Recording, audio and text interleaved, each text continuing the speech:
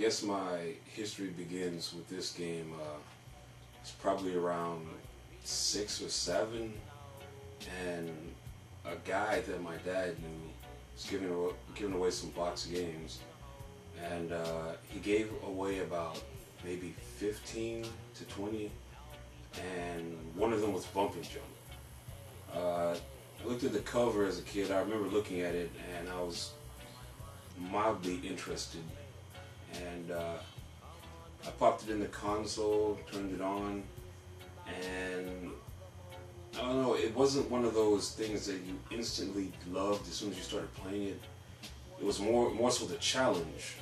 Now, in this game, you only have really one special move, and that is, I think it's the A button.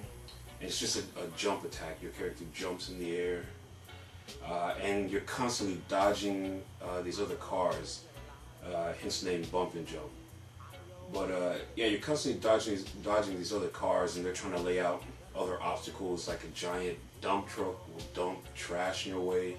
He'll wait for the right moment to dump it in your way, like especially if there's a big jump coming up. There's different types of those dump trucks, but you'll see those in the game. There's probably more, because I can only get to the 4th stage. I recently cranked it back up, and I still could not get that. When people say that they're classically trained, they're talking about games like Bump and Jump. I mean, back then you weren't going to get a whole bunch of games. Like, I can just go to the store and buy me a game right now if I wanted to.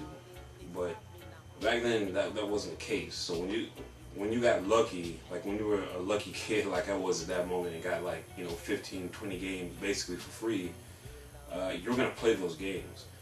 There was no, like, review that I was going to read to say, well, this game sucks or you shouldn't try it out. It didn't matter.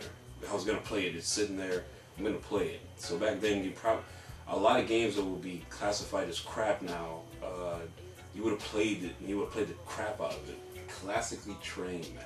I mean, 3 lives. You get 3 lives in this game. Now, I don't know how many people have played it. You can probably check. They probably have plenty of Let's Play videos of this game on YouTube. I haven't watched them.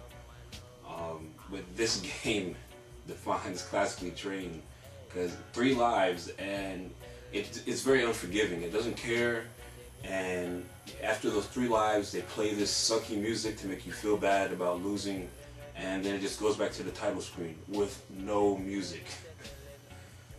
I mean, I looked at the story recently behind this game, but back then, the only thing I had to go off of, because I didn't have the box, I didn't have the manual, so all I had to go off of was, as soon as you press start, there's a giant purple car driving away with a word box that says "Help me," and it flashes a few times, and the game begins. That's it.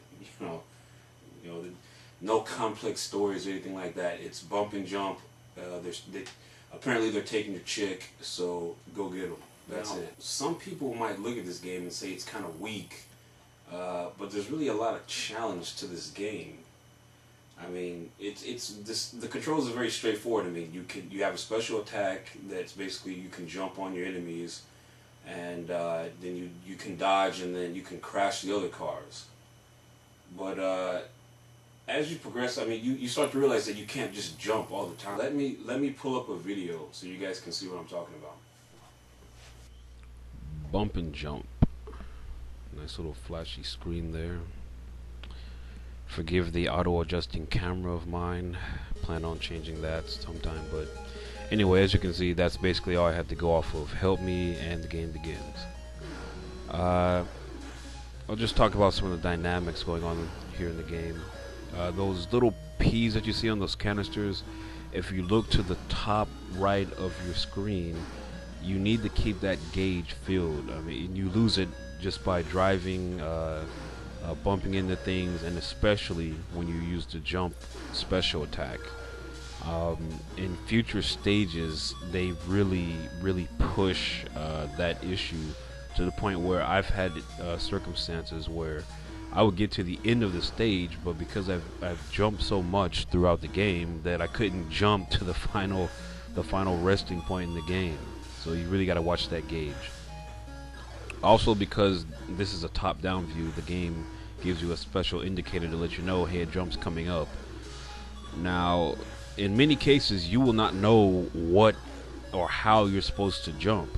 Keep in mind, you only have 3 lives. You have no idea, where you're going. You just kind of wing it on the fly. That goes back to classically trained. I like to point out the music in this game. For a game, people look at it like it's probably some cheap piece of crap game, shovelware or whatever. The music's actually kind of cool. I mean, I dug it back in the day. I still dig it now. I mean, I dig this game has lots of different colors, lots of variety in the stages. Now, you might be doing the same thing over and over, but they really change it up on you, especially by the time you hit stage 4, they are really mixing it up. I think I might have gotten past stage 4 once, and you guys will see why when I actually get there.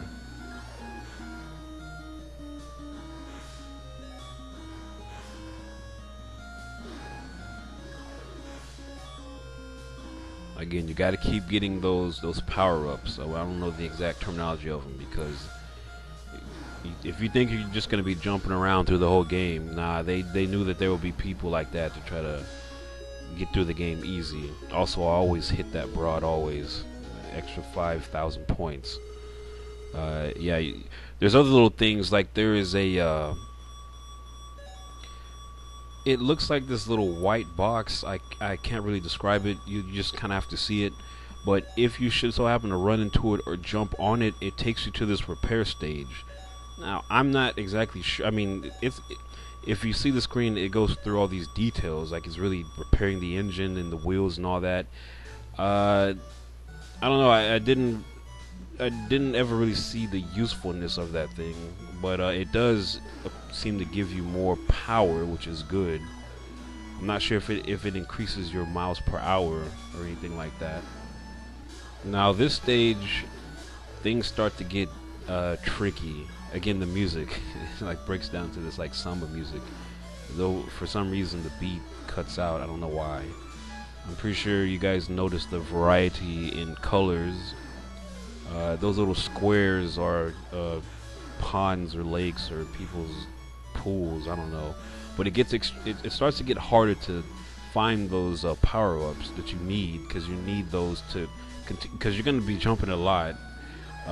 You can try to dodge as much as you want to, but again, when you get in tight spaces and enemies who are larger than you, of course, physics will knock your behind clear across the screen. So, and as you can see, the game's it's starting to get more difficult. They're throwing extra obstacles in the way just to mess with your mind.